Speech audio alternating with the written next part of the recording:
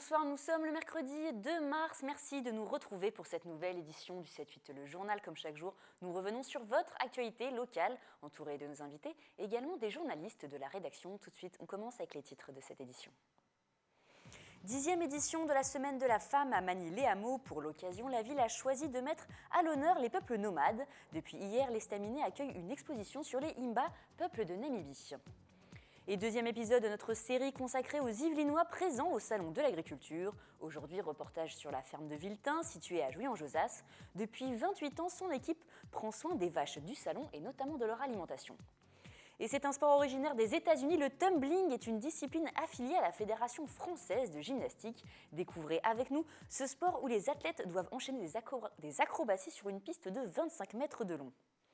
Et nous vous en parlions hier, la grève des salariés de la plateforme XPO Logistique à Trappes. Un accord a finalement été trouvé mardi tard dans la nuit entre la direction du groupe Auchan et les salariés de XPO Logistique.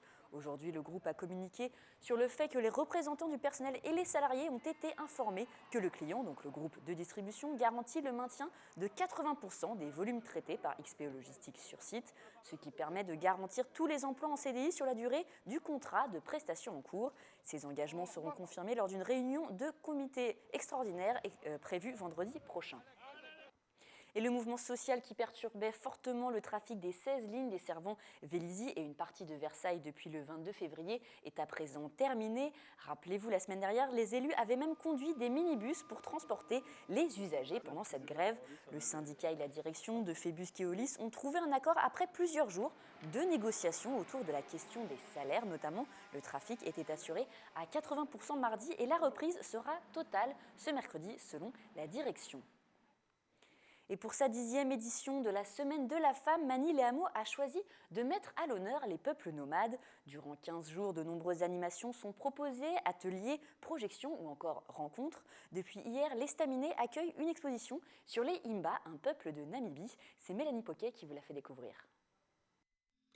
Le rouge, c'est celui de l'ocre dont ce peuple s'enduit.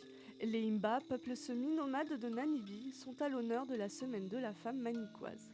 Chez les Himba, c'est une société matriarcale et l'héritage se transmet par les femmes. C'est un peuple aussi qui lutte vraiment pour sa survie, et, pour sa survie au sens ethnologique du terme, c'est-à-dire culturellement, ils sont confrontés avec la société moderne, le développement du tourisme en Namibie, et c'est garder au maximum sa structure familiale.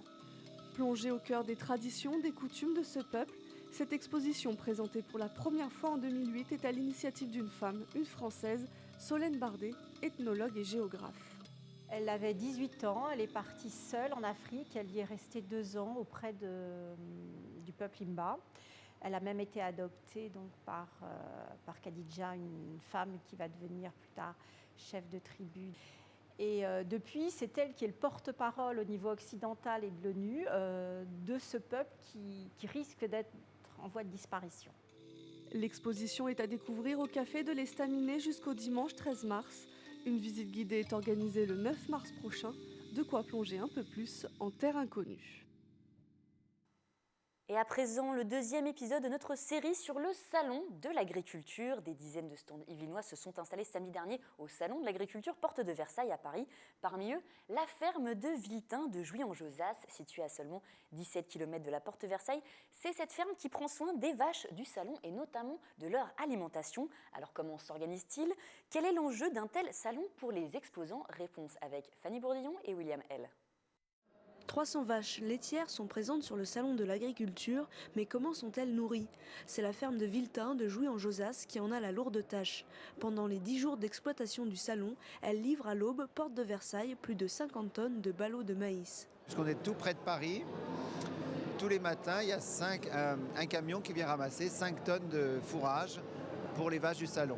Donc on cultive plus de maïs parce qu'on sait que le salon va avoir besoin de cette nourriture en plus. La ferme profite aussi du salon de l'agriculture pour mettre en valeur leurs animaux.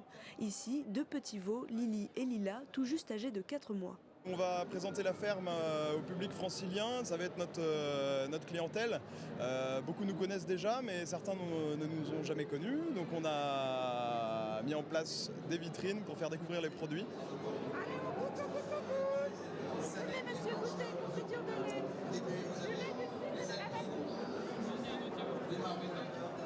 En fond de tarte aux pommes, c'est super ça. Pour les visiteurs du salon, venir goûter ces produits, c'est aussi l'occasion d'échanger avec les agriculteurs. Et pour eux, c'est un moyen simple de mettre en valeur leur savoir-faire.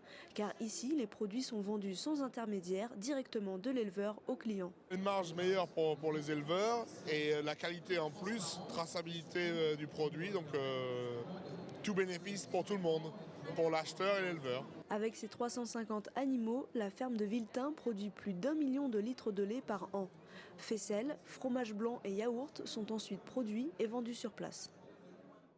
Et demain, 3e épisode de notre série consacrée au Salon de l'Agriculture. Il sera question du restaurant Monument de Café situé à Versailles. Il a fait une démonstration culinaire au Salon de l'Agriculture. Reportage à suivre demain.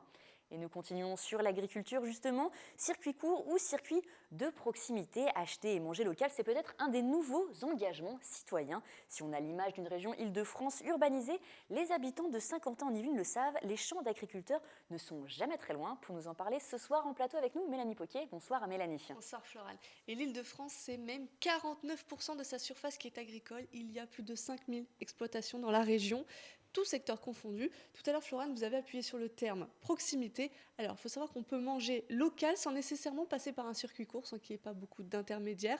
Jérôme Combe, le directeur du Centre régional de valorisation et d'innovation agricole et alimentaire, nous donne des précisions. L'agriculteur qui est à 100 bornes ou à 60 bornes de Power Paris, qui livre chez son collègue, qui va livrer à Rungis, qui ensuite va livrer, n'est plus en circuit court parce qu'il y a trop d'intermédiaires. Alors qu'il mérite de livrer aussi bien que le Péruvien qui a un bureau à Rungis, qui emmène à Rungis et qui de Rungis va livrer les écoles. Et le circuit de proximité est de plus en plus plébiscité. Oui, parce que selon le ministère de l'Agriculture et le cabinet Natural Marketing Institute, 71% des Français préfèrent acheter des produits locaux. Nous sommes allés à la rencontre des visiteurs du Salon de l'Agriculture pour voir s'ils recherchent eux aussi le commerce local. J'habite la campagne et je vais dans les fermes directement. Je vais acheter la viande là où ils élèvent les porcs,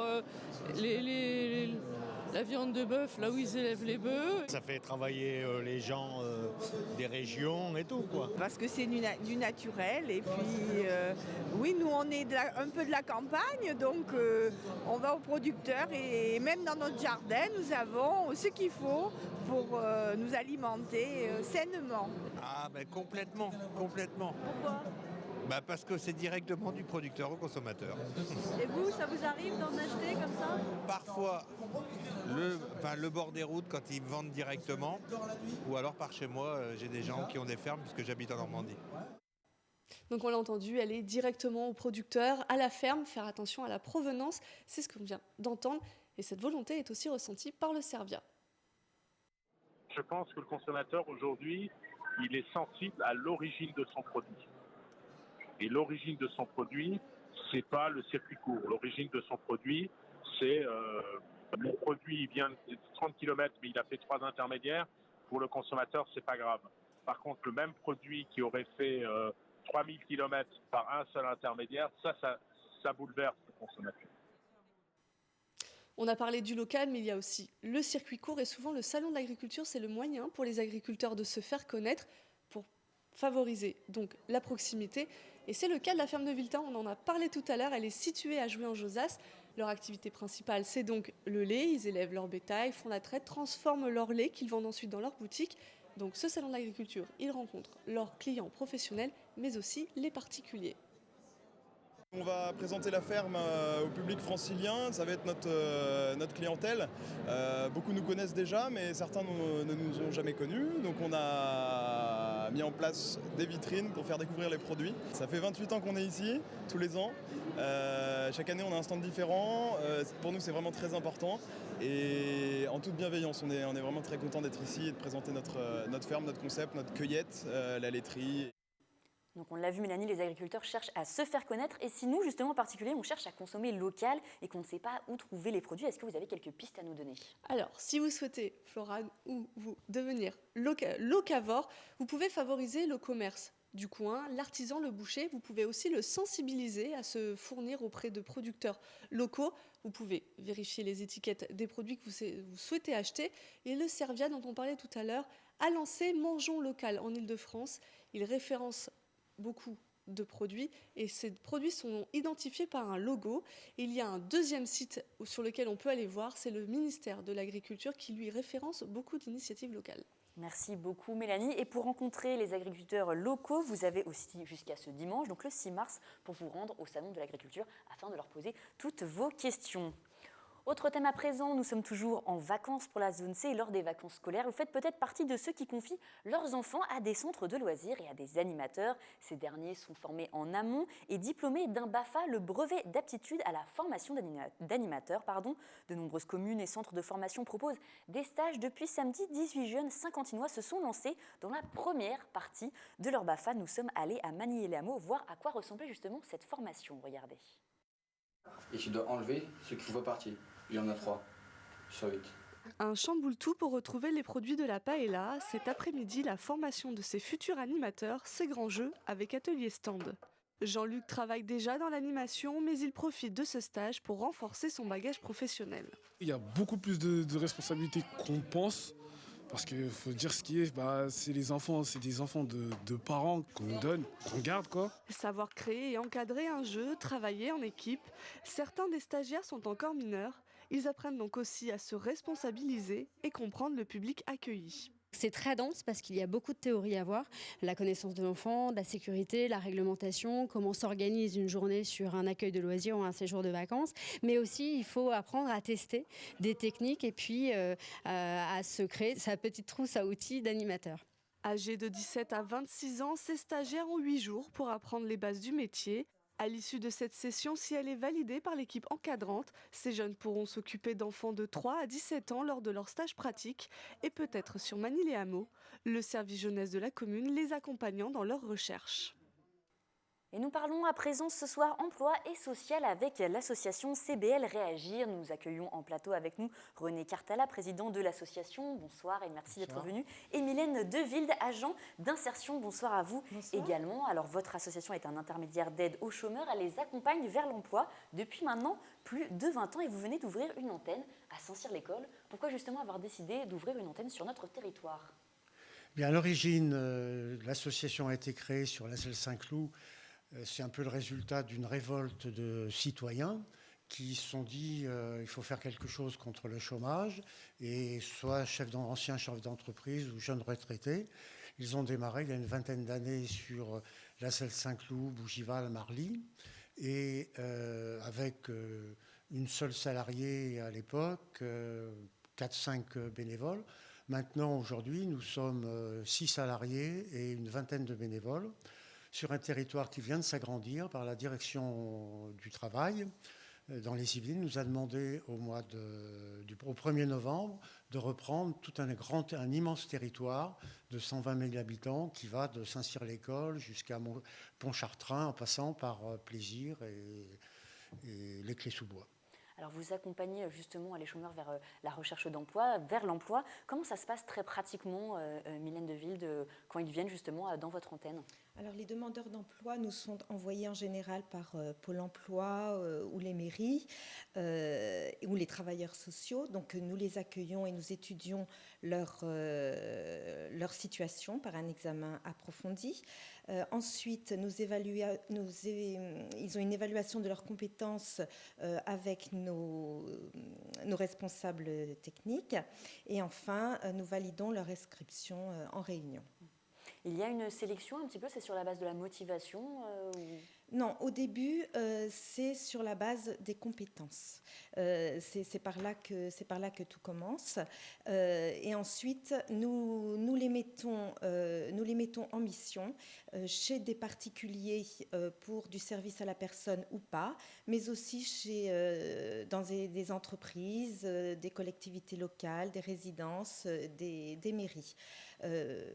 parallèlement, au bout de 2 ou 3 mois de mission effective, nous leur proposons un accompagnement au cours duquel nous étudions leur projet professionnel. Nous leur proposons également des formations qualifiantes, si besoin est, et puis ensuite nous les aidons à la recherche d'un emploi pérenne. Alors comment ça se passe justement avec les particuliers et les entreprises, parce que les mairies et les collectivités font appel à vous. Du côté vous les sollicitez, les entreprises et les particuliers, pour qu'ils accueillent Alors les particuliers, notre méthode est effectivement de communiquer auprès d'eux.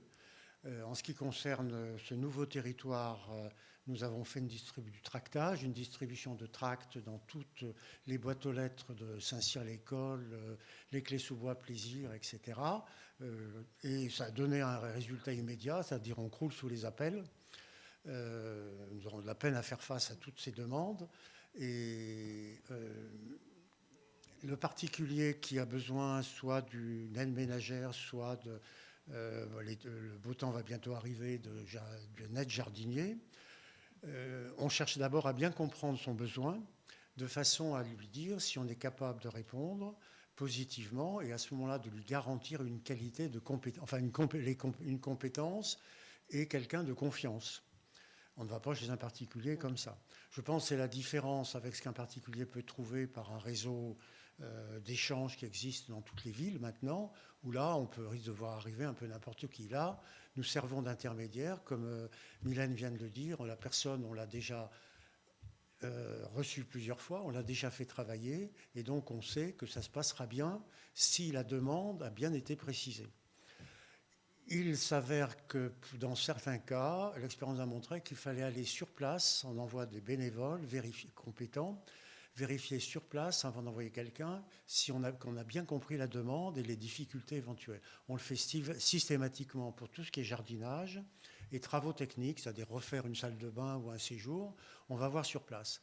Si c'est trop difficile parce que momentanément on n'a pas forcément le professionnel capable, on le dit tout de suite, on dit adressez-vous à quelqu'un d'autre, à une entreprise, mais nous on ne peut pas. Si on peut, on le fait. On ne fournit pas un devis au sens classique du terme, on fait une évaluation du temps de travail nécessaire, parce que nous mettons à disposition, nous restons employeurs des personnes, nous mettons à disposition des personnes sous la surveillance du client, enfin du particulier, qui doit dire exactement ce qu'il veut, qui achète le matériel si nécessaire.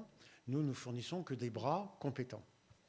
Et bon, alors restons pour les particuliers. C'est une action solidaire comme les particuliers. Alors pour les particuliers, s'adresser à nous, c'est d'une part avoir une garantie qu'on envoie quelqu'un qui a été sélectionné. On est moins cher que le travail non dissimulé en ce qui concerne le service à la personne grâce à la défiscalisation. Et pour les travaux, on est évidemment nettement moins cher qu'une entreprise. Le bilan économique, il peut se faire que notre intervenant soit un peu moins rapide qu'un travailleur d'une entreprise. Donc il faut peut-être s'attendre. Mais il y a de la compréhension, vu que c'est aussi un effort de solidarité. Mais l'écart de salaire, de tarif est tel que le client est largement... Et le troisième raison pour faire appel à nous, c'est effectivement un acte citoyen. Oui. C'est de faire travailler un demandeur d'emploi, de l'environnement local. Alors Mylène Deval, vous vous occupez, vous êtes à l'antenne donc, de Saint-Cyr. Oui. Combien de personnes vous encadrez un petit peu, comment ça se... Nous avons à peu près à l'heure actuelle 45 personnes d'inscrites qui sont en mission. On en a encore beaucoup d'autres qui sont en attente, sur liste d'attente, parce que nous devons malheureusement pour eux attendre les demandes des clients. Mais actuellement, nous avons sur les 45 une vingtaine de personnes qui sont en mission très régulière et 20 autres qui sont en mission ponctuelle. Vous vous substituez un petit peu à Pôle emploi finalement ? Alors, on est complémentaires. On est complémentaire avec Pôle emploi qui normalement doit nous envoyer des demandeurs d'emploi qui veulent travailler rapidement parce que nous procurons des missions très rapidement. C'est pas évidemment trouver un CDI, ça va prendre plus de temps. On a quand même un taux de retour à l'emploi de 80%, mais ça prend 1 an, voire 2 ans pour que la personne finisse par trouver ce qu'elle souhaite, c'est un travail à temps plein et en CDI. Ça prend du temps. Mais en attendant, on va leur trouver des missions. Et notre grande différence avec Pôle emploi, c'est que le diagnostic que nous pouvons porter sur les personnes est sur, non pas du déclaratif, mais puisqu'on les fait travailler et que dès la première mission, on demande un retour d'expérience auprès du particulier ou de la mairie ou de l'entreprise, savoir comment ça s'est passé, on peut corriger le tir si nécessaire immédiatement. Et donc, après, pour travailler sur un parcours professionnel, c'est notre devoir de dire à certaines personnes, vous rêvez, vous visez tel métier, actuellement, il vaudrait mieux revoir, être réaliste et revoir votre projet, etc. C'est notre métier de ramener et par contre de les pousser à se former. On leur trouve des formations, on trouve l'organisme de formation, on trouve le financement auprès de Pôle emploi. Donc on est un peu un sous-traitant, si l'on peut dire, de Pôle emploi, avec des méthodes de travail différentes. Alors justement, Mylène, si on veut se rendre à l'antenne de Saint-Cyr, si on veut bénéficier de votre accompagnement, comment on fait? Quelles sont un petit peu les démarches? On a juste à se rendre... Oui, un coup de fil, on prend rendez-vous, on donne aux personnes au téléphone la liste des papiers qu'ils doivent apporter pour une inscription. On leur explique, on s'efforce quand même de savoir qu'ils ont bien compris qui nous étions, quel était le but de l'association. Et ensuite, ils viennent, nous prenons rendez-vous et là, nous procédons à l'inscription. Et c'est là que nous étudions leur situation, que nous les adressons aux responsables techniques pour voir s'ils ont vraiment bien les compétences et que nous acceptons la validation de leur inscription. J'aimerais vous faire juste réagir, parce que l'entretien s'achève bientôt, à une dernière actualité. On parle beaucoup en ce moment du projet de loi qui est très décrié, la loi du travail El Khomri, de la ministre du Travail. Vous pensez que c'est une bonne chose, vous, vu que vous avez une bonne analyse des personnes qui recherchent du travail, les chômeurs? Alors, je vais répondre, mais avant, je voulais réagir à ce qui vient d'être dit. Et répondez d'abord à ma question, car l'entretien s'achève bientôt. Bon, la loi El Khomri. Il se trouve, j'ai changé de casquette et je suis en même temps, j'ai été récemment élu président de l'Union nationale des associations intermédiaires pour la France entière. Et à ce titre, j'ai écrit le 3 février à Myriam El Khomri pour lui faire des propositions techniques nous concernant les salariés que nous faisons travailler. Alors, elle porte à la fois sur de demander à Pôle emploi de nous envoyer un peu plus de demandeurs d'emploi de catégorie A, qui n'ont pas du tout travaillé. Nous les ferons passer en catégorie B ou C instantanément. Deuxièmement, c'est de mieux utiliser les crédits alloués à la formation professionnelle. Nous cotisons en tant qu'employeurs et nous sommes freinés dans l'utilisation pour différentes raisons. Alors, exemple, le contrat de professionnalisation pour lequel nous cotisons. Les demandeurs d'emploi que nous faisons travailler n'y ont pas accès parce qu'un contrat de professionnalisation suppose un CDD de 6 mois et une part consacrée à la formation de 25%. Donc ça veut dire 75% payés par l'employeur en travail normal. Aucune association intermédiaire n'en est capable. Il faudrait qu'il y ait un partage de 50% du temps en formation et 50% en travail dans l'entreprise. Ça, nous pourrions. Auquel cas, on ouvrirait le champ du contrat de professionnalisation à nos salariés, ce que nous souhaitons. Voilà le genre de proposition que nous venons de faire au ministre. Très bien, merci beaucoup d'avoir répondu à nos questions et d'être venu sur notre plateau. Alors voilà, si vous souhaitez avoir plus d'informations sur CBL Réagir, sachez que leur site internet s'affiche en bas de votre écran. Voilà, n'hésitez pas à regarder pour avoir plus d'informations.